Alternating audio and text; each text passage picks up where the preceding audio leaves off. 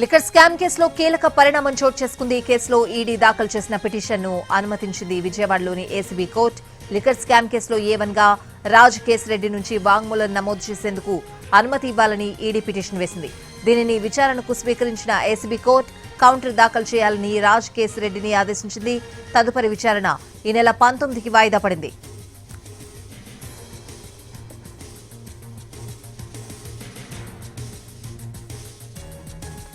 Liquor scam కేసులో కీలక పరిణామం చోటు చేసుకుంది. ఈ కేసులో ఈడీ దాఖలు చేసిన పిటిషన్ను అనుమతించింది విజయవాడలోని ఏసీబీ కోర్టు.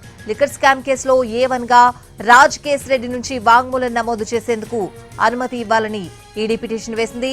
దీనిని విచారణకు స్వీకరించిన ఏసీబీ కోర్టు కౌంటర్ దాఖలు చేయాలని రాజ్ కేశిరెడ్డిని ఆదేశించింది. తదుపరి విచారణ ఈ నెల 19కి వాయిదా పడింది. ఇదే అంశానికి సంబంధించిన పూర్తి అప్డేట్స్ అడిగి తెలుసుకుందాం. మా ప్రతినిధి శ్రీకాంత్ ఫోన్ లైన్ లో ఉన్నారు. శ్రీకాంత్, లిక్కర్ స్కామ్ కు సంబంధించి A1 గా ఉన్న రాజ్ కేశిరెడ్డి నుంచి వాంగ్మూలం నమోదు చేయడానికి ఈడీ ఏసీబీ కోర్టులో పిటిషన్ దాఖలు చేసింది. ఆ పిటిషన్ ఇవాళ న్యాయస్థానం విచారణకు అనుమతించి ఎవరిదైతే వాంగ్మూలం నమోదు చేయడానికి అనుమతి కోరుతున్నారో కేసులో A1 గా ఉన్న రాజ్ కేశిరెడ్డిని కౌంటర్ దాఖలు చేయాలని చెప్పి అయితే ఆదేశాలు జారీ చేస్తూ తదుపరి విచారణ ఈ నెల 19కి వాయిదా వేసింది.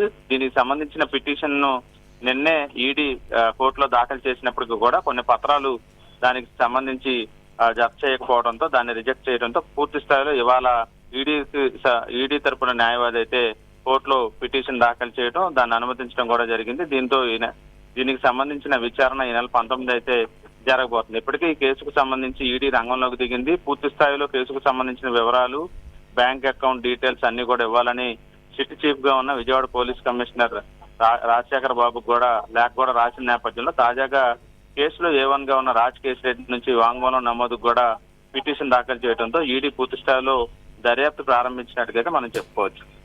Right Srikanth, thanks for the updates.